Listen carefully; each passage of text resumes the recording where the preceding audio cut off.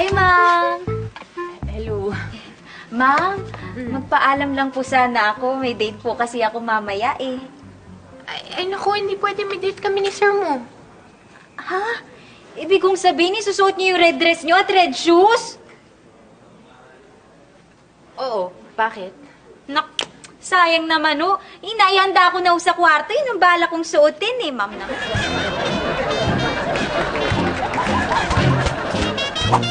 Ma'am, magpapaalam po sana ako. Mag-day off ako kasi may date ako eh. Bakit dala-dala mo yung mga gamit mo?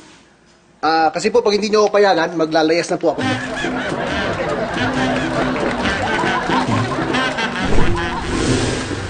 Sir, pwede po ba ako mag-day off bukas? Bakit? May kipagkita lang po kay Lovely. Yung kaibigan ko po, punta lang kami ng mall. Ay, nako, Rosa. Ganyan-ganyan din pa alam mo last year nung Valentine's Day, ha? Sabi mo, meron kang kikitain babae. Sinundan kita sa motel. Nako, hindi naman babae ang kasama mo. Ay, sir, nakita ko rin kayo nun eh. Hindi rin naman babae yung kasama nyo.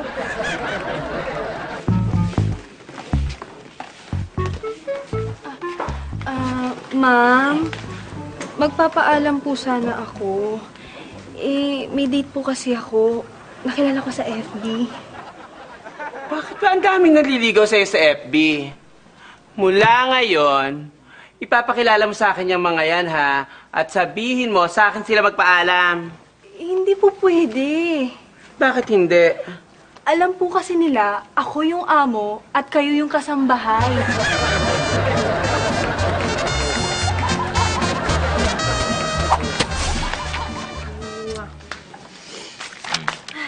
Niyo po. Ay, ma'am, magpapaalam lang po sana ako sa inyo kasi magde-date lang po sana kami ng boyfriend ko. Naku! Hindi pwede. Sige na po, ma'am. Hindi naman po kami magtatagal. Sabing hindi pwede. Han, payagan mo naman mag-date ni Inday. Sandali lang naman kami, babalik rin kami kagad. Di ba?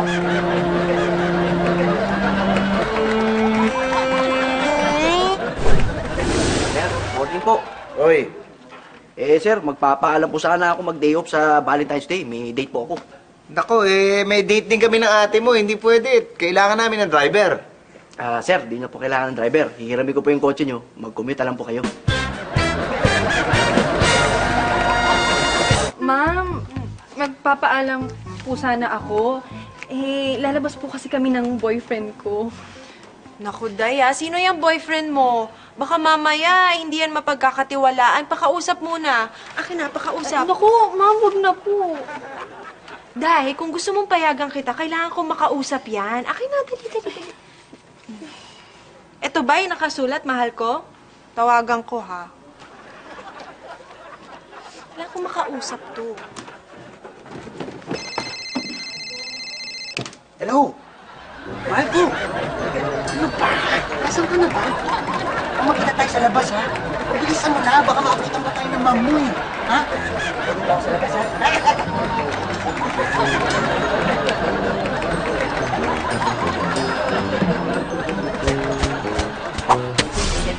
Ay, sir.